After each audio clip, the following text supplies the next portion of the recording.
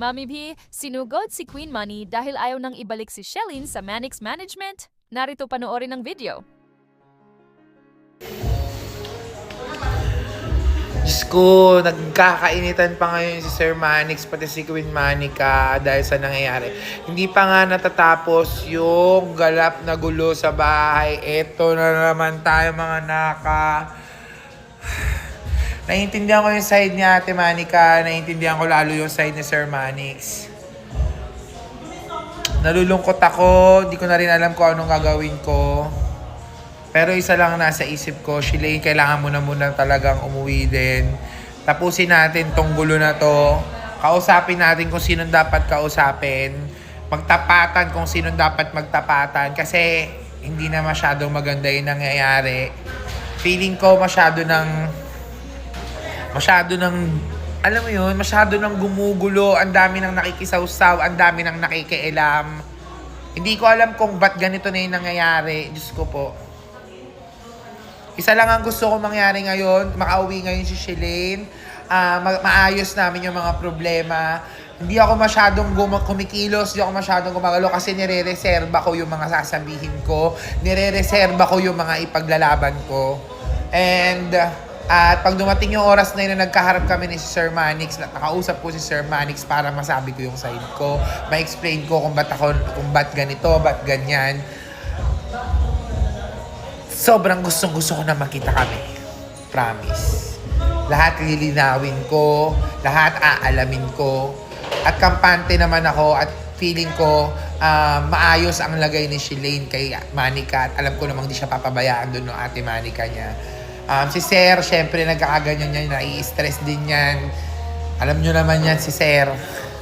Pero mali rin kasing nandyan yan si Shilane. Di ko rin alam.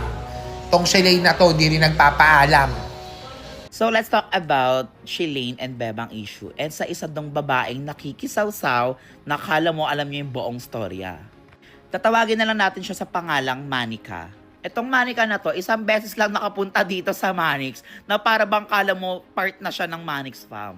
Na para bang alam niya yung buong storya ng issue, kung anong pinagmulan. Kung makapag-post siya ng kung ayaw nila sa'yo dito ka sa akin, anong pinagsasabi mo? Mema content ka na lang din. Kung ako sa'yo, Manica, mag-focus ka na lang dyan sa pag-rap mo, hindi yung nakikisawsaw ka dito. Tsaka nakakapanibago lang from rapper to sawsawera. Ano yan? Change career? Etong si Queen Money, may pagkabida-bida din eh. Jollibee yun. May nalalaman ka pang, kung ayaw nila sa'yo dyan, Shilane, dito ka sa akin. Huh? Eh ano bang alam mo? Once ka lang nagpunta dito, feeling member yun. Kami nga na dito nakatira na member ng Manix ng ilang taon. Hindi kami nakikisali, hindi kami one-sided. Tas ikaw, i-invite mo pa dyan si Shilane sa inyo ni hindi mo man lang tinanong kung nakapagpaalam na ba yan si Shilane. Don't get me wrong wala akong problema kay Shilane. Okay kami and everything. Pero para i-bypass mo si Sir Manix, para i-claim mo nang i-claim si Shilane na sa akin ka na lang, sa akin ka na lang. Tay, that's wrong. Naging mabuting tao sa'yo si Sir. And Queen Money, there is a thin line between pagsuporta and pangungunsinte. Yang ginagawa mo, hindi suporta yan. Konsente yan, girl. Bilang isang adult, imbes na ayusin yung issue, imbes na pagaanin yung sitwasyon, girl, dumadagdag ka pa. Ulitin ko lang Queen Money, hindi ka kasali at hindi ka dapat nangingialam dito. Yun lang. Kapag away ng mga bata, away lang ng mga bata, wala dapat nakikisali na kahit sino dyan. Kasi away lang nila yan. Diyos ko, sila lang din magkakaintindihan yan. Bakla, kasi kung kayo nakikisali pa kayo, anong maiintindihan nyo? Wala naman kayo dito, hindi nyo naman nakikita kung anong ginagawa nila sa isa't isa, di ba? Hoy, tigil-tigilan nyo na yan, bakla, dahil lalo nyo lang pinapalala yung sitwasyon. Imbis na makapag-ayos yung dalawa, tingnan nyo, mas lalong gumugulo dahil nagiging one-sided din kayo. Tsaka may kanya-kanya silang story. So, tingin nyo paano sila magkakaayos kung ginagatungan nyo pa yung isa, di ba? Tsaka ito ring isa, hindi nyo naman alam kung anong story din niya. Guys, be matured naman, no? Kahit saglit, hindi kayo pinanganak kahapon, ha? Tignan niyo tong bida-bida na to. Hindi daw siya natatakot. Okay. Tapos, ano pa? Hindi ako kinakabahan. Bakit? Ba't hindi ka kinakabahan kay Sir Manny? Ikaw, Queen Manny, bakit ba lagi ka nakikisawsaw, hindi ka naman barbecue? Sabihin ko sa'yo, kung hindi ka natatakot kay Sir Manix, ibahin mo ko. Ano, tara, face to face tayo.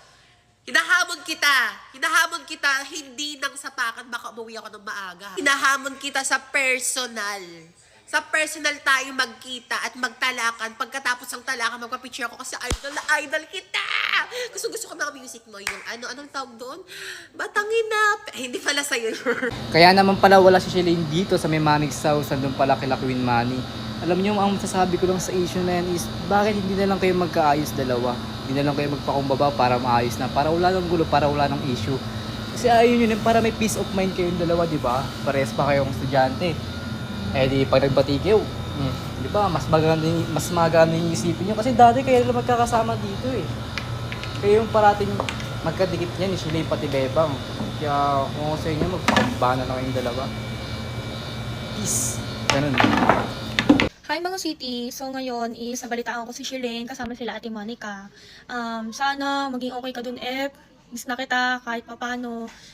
Pasensya ka na sa mga nasabi ko dun sa eviction dahil yun lang talaga yung totoong nararamdaman ko. Hindi ko kasi siya kayang i-open sa'yo dahil nga sa nagiging reaction mo pagka nag-open ng problem about sa'yo. Pero huwag kang mag-alala, F, kahit ganun yung nangyari. Nandito pa rin, nananatili pa rin sa akin yung pagmamahal na yun. Yung concern ko sa'yo, nandito lang yun. Palaging nandito sa akin yun. Yung mabuting nagawa mo, tinitake ko pa din yun kahit papano. Tsaka sana pala huwag mo kalimutan yung mga taong tumulong sa'yo, yung mga taong nandyan palagi para sa'yo, kagaya nila Mami B, nila Sir, kami, kahit papano siguro naman may natulong ako sa'yo, diba? So, ayun na, alam ko naman na hindi ka papabayaan dyan ni Ate Monica, at alam kong hindi ganun si Ate Monica, alam kong mabait si Ate Monica, guys, kaya sana, ganun din yung kung ano trato sa'yo ng mga tao, ganun mo din tratuhin, hindi yung magiging basta yun, ganun na yun. Sana after lahat ng nangyari dito, maging okay na tayo, maging okay na kayo ni Bebang. Lahat ng sama ng loob, tanggalin na natin kasi hindi yan makakatulong sa atin. Hindi yan makakatulong mag-grow para sa atin. Ang bibigay lang yan is puro negative, puro away, sama ng loob. Siyempre, pagka nagkaroon ka ng sama ng loob, mafe-feel mo na hindi ka, basta lang